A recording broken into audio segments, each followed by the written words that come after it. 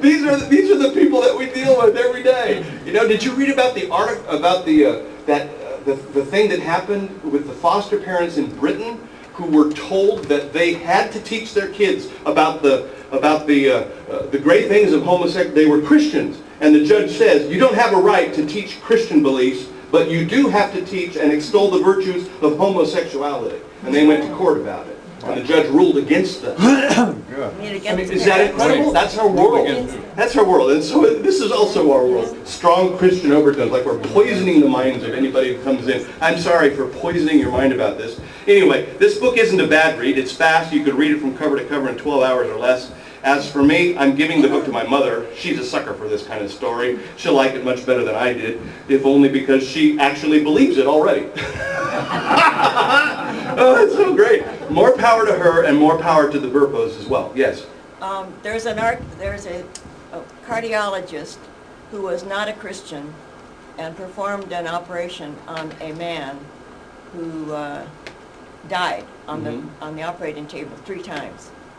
First 2 times, he said, he told the doctor, please don't let me die. And so this pastor said, I can't do anything. I mean, this doctor said, I can't do anything about it. I should really get you that book. But the doctor became a Christian. He's done a lot of investigations on these after-death experiences. And he wrote a book. So you want it, I'll get it and bring it in. Why don't you read it and do a book report?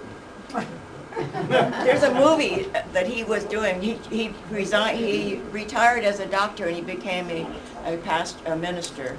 Okay. And he's doing that.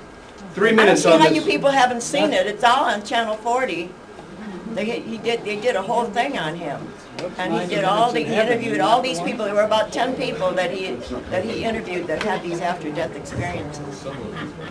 Is this? Why do we not have this sound?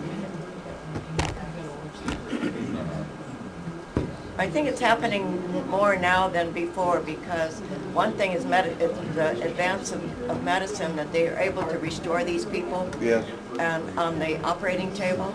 And these people are having these experiences, including going to hell. Yeah, I remember that. I've never heard any of those stories. Well, all right, why is it not coming in the sound? You know what? Everybody goes to They're heaven available. when they die. I mean, you know, you just have to know the title and get it. There's a lot of... You know, it's your headphone? No, that's unplugged. I don't get it.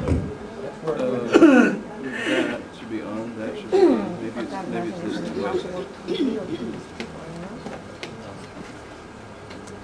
World, there are hundreds of millions of more colors that we don't know yet. I'll go back to the beginning. Flowers are crystal clear. Her mother, she had a vision of was an heaven like atheist. The concept of God. Sorry. I can't plug in both my... Paintings that are spiritual, That's good enough. emotional, and created by a 12-year-old prodigy. This painting is called Father Forgive Them. I've completed this painting at the age of 9. Her name is Aki Anna. She picked up the brush when she was just 6 years old, but the visions, what she calls inspiration from God, started when she was just 4. The first time when she came to me, I knew it was real to her what she was saying, the visions of God and things she had seen, places that she has visited. She began to describe to her mother in great detail her visits to heaven. All the colors were out of this world. There are hundreds of millions of more colors that we don't know yet. And flowers are crystal clear. Her mother, remarkably, was an atheist. The concept of God never discussed in their home. And I explained to her, you have to believe me, this is a different way that, a way that's so mysterious that God wants me to go through. To 4-year-old Aki Anna, God quickly became a part of her daily life and eventually became a part of her family's life too. I think that God knows where He puts our children, each family. Aki Anna describes God as vividly as she paints Him. God looks to me like a bowl of light. He's pure, he's really masculine, he's really strong and big, and his eyes are just beautiful. Her talent doesn't stop at her artwork. Only a few months ago, she decided to learn the piano. Oh, this is really And is taking me. now already composing her own music.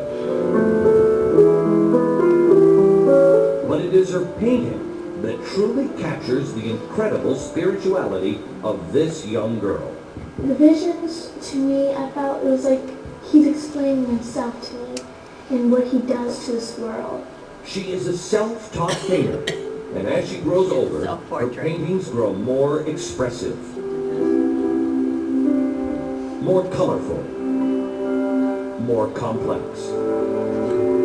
A girl who, armed only with a brush and some paints, is determined to capture the essence of her faith, and hopefully, along the way, inspire others to feel the same way.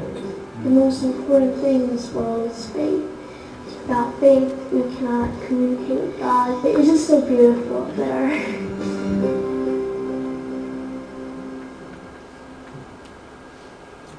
Without faith, you can't communicate with God. I love that statement. The most important thing is faith. That's so cool. Well, anyway, so,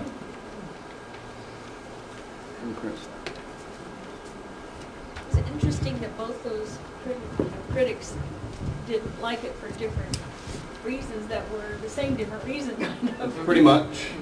They just, well, it's like, I mean, here's one. I mean, I really didn't like the first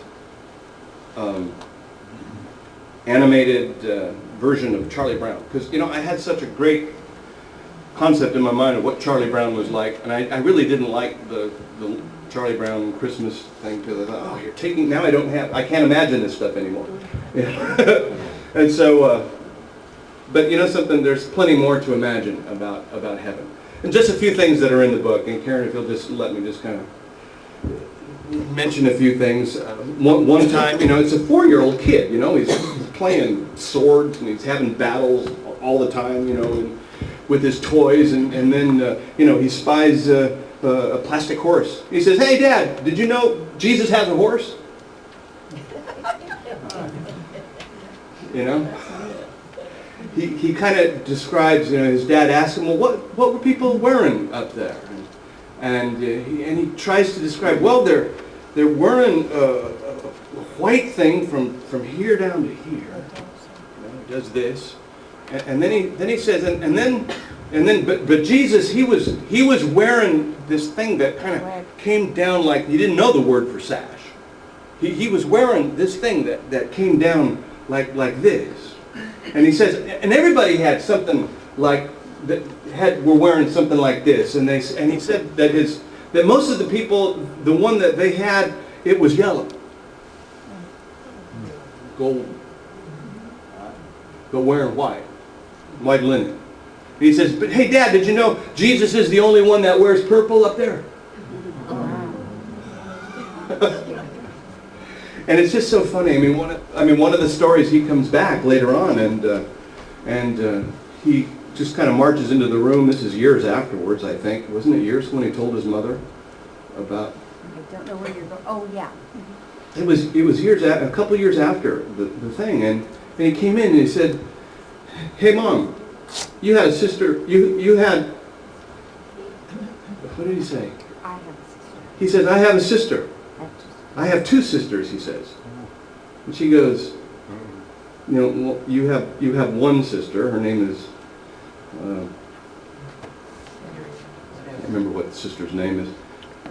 Are you talking about your cousin?" And he says, "Oh, no. I have another sister. You had a baby die in your tummy, didn't you?" And he relates that when he was up there, this girl came, and I think the sister's name is Elaine. Is that right? The sister isn't named, remember? No, the sister is named Cassie. Cassie. Yeah, and there was this girl came up and was hugging on me all the time, and she came in and she said, "I'm your sister," and he said afterwards he was saying, you know, well, she looked a lot like Cassie, but she had dark hair. And they asked what her name was, and he said, well,